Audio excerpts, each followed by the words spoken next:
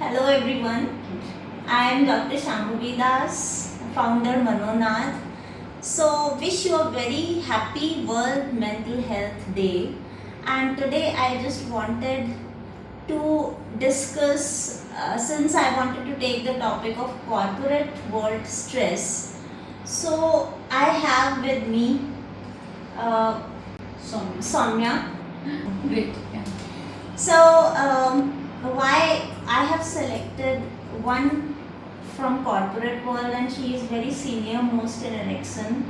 So she might be, Saumya knows about it. Like, what are the problems of the youngsters? I want to focus on the youngsters' stress because they are the one who become the senior most managers and the employees. So I start with you, Saumya. What do you think? I know corporate stress is a kind of cliche thing, and I just want to know that what are the root causes of stress, and not only root. I just want you to go even inward. Why is it happening these days? So first of all, I feel that corporate has a set of rules and set of paradigms which people are they think that they have to follow. Then these things, what happens is that a lot of these things don't let people to be themselves. Okay, because corporate, whenever you feel this, whenever you hear this word, you feel like, oh, something is very professional, something is like very maybe even technical, or you have to have a different face when you are entering corporate world and all. So yeah, all those things bring to stress because that is not a normal self.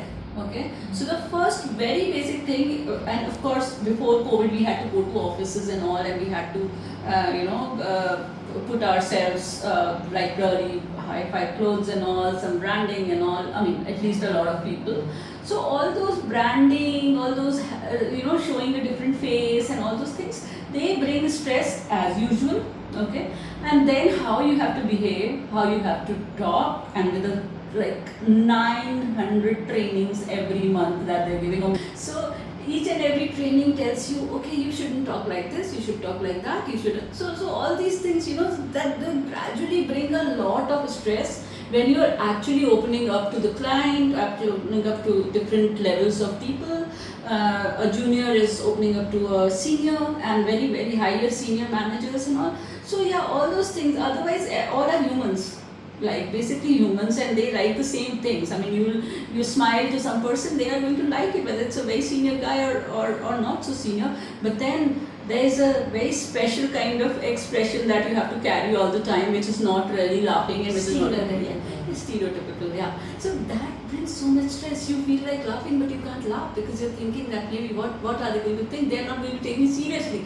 So seriously word has been taken too literally, right? So if you are just smiling while talking about the work, they start taking it that okay, you are not very serious about the work, which is not a fact, right? So all these, if you understand in snippets, all these are bringing very small portions of stress, but in a whole it gets like really heavy. First of all, see, I feel there is a huge hype of requirement. For example, we have been talking about 5G. I'm into telecom, so 5G is the big thing. For so many years now. When we studied, then also it was mentioned that okay, 4G, 5G is going to come. It's a long story there. So imagine so many 2 decades have passed and 5G was being talked about then. Finally 5G has come and nobody is buying it. So you understand the fun? I mean, not exactly fun, it's a big distress, people have been thinking, people are hyping, oh, 5G is going to come and this and that, and suddenly everything boils down to what? The consumer is happy with what they have, that is 4G, they are able to make video calls, they are able to do all these, and this is not just telecom, this is happening with a lot of industries. For example, Metaverse was such a big hype that you are going to have an avatar on the internet, and then that avatar is going to do anything for you and all.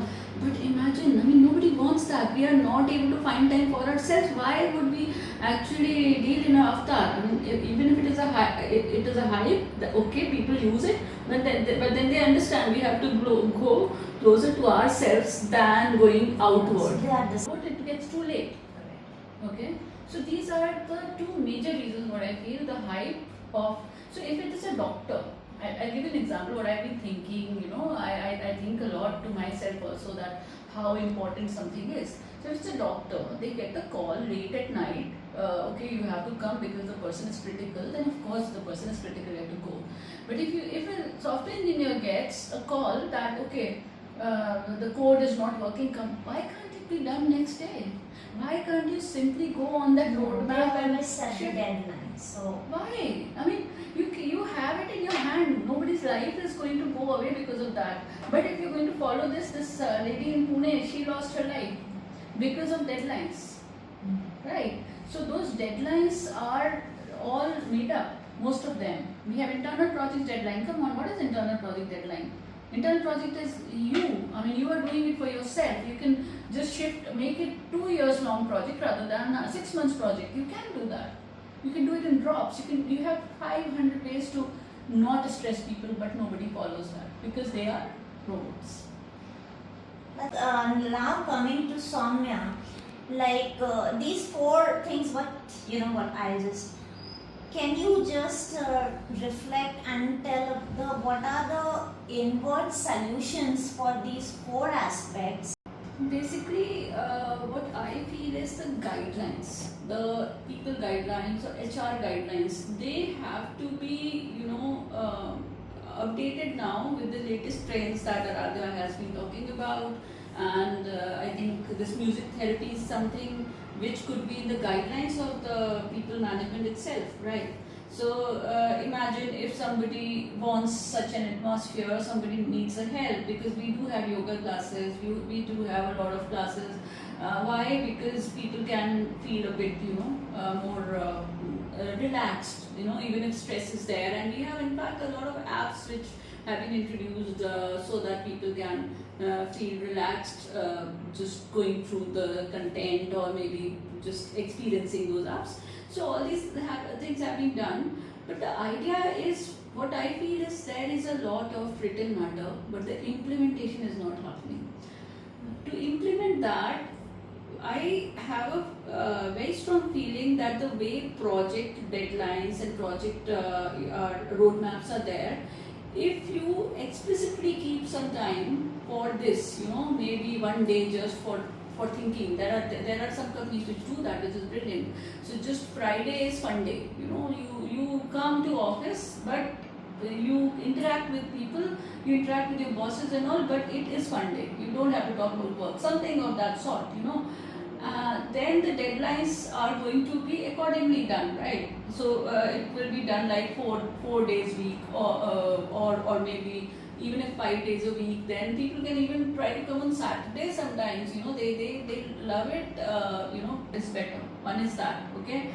Second is of course to have a more relaxed timeline, and to have a study of that timeline. What you're doing, you should actually show it and ask everybody their vote, that if it is possible. Or so this doesn't happen normally. So people just make the timeline. Different people are making the timelines and estimates, and different people are actually executing it.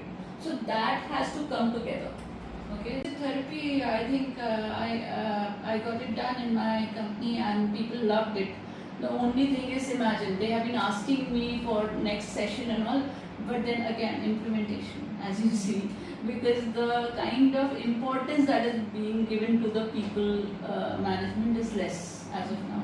If they start giving proper things, and I think it will happen after this Pune death, right?